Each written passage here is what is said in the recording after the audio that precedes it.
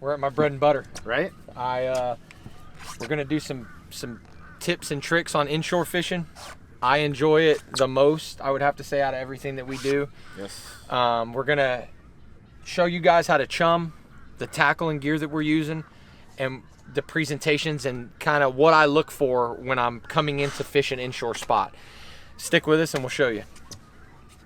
All right, so here we are. We're on a mangrove line on a flat.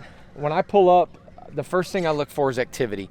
I look for fish activity. I look for mullet. I kind of just, you look for the activity. You want to see some movement. So that's kind of what we look for. I like to cruise this line and kind of get to see the activity. And once I see the activity, I'll stop and I'll start to chum. You want to throw a couple of bats of chum out and kind of get the fish happy. And once we do that, then we put a fish on the hook and we go get them. When we're talking gear, what I like to use is a little different than some of the other people that I know. I like to go a little bit lighter of a setup. On this pole here, what I'm using is a 7.6 medium heavy. I like it because I can feel it a little bit better. It's a little bit longer. Some people like 7 foot. Me personally, I like a little bit longer of a rod. On the reel, I'm using a carbon fiber 4000 with 15-pound braid, and I'm using a 25-pound leader today with a 1/0 circle hook.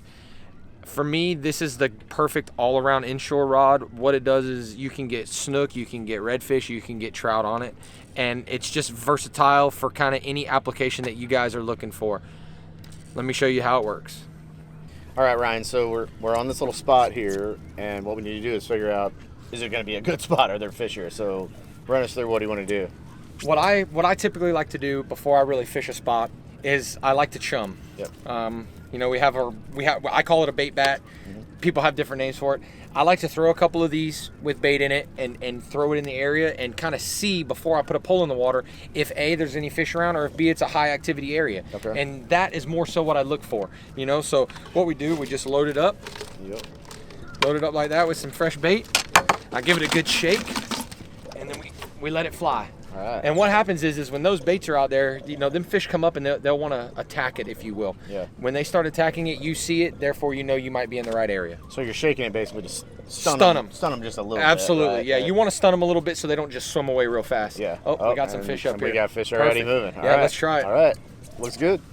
Well, when you got good bait, you chum good, and you do everything right, this is the payoff here. He's got a nice quality snook on.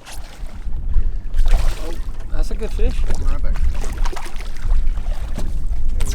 Nice fish, man. Look how clear he is. There we go. Beach snook. Right? Beach snook, for real. Get some bait, find a spot, right? Yeah, I mean, that's the payoff, man. Look how pretty, healthy that fish is. You get bait, you chum right, you take your time and find the good spot, and this is the payoff here. He's got a little bit of chunk on him. Oh yeah, he's fat.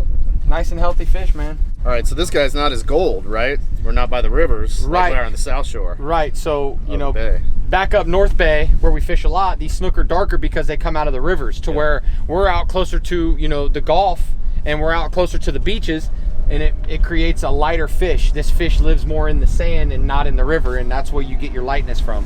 Yeah, it's pretty. Yeah, they're beautiful fish, man. Well, if you found this video helpful, we appreciate it. Be sure to follow us on YouTube, our social media pages, and look for more videos and look for the TV show. And we'll catch you on the next one.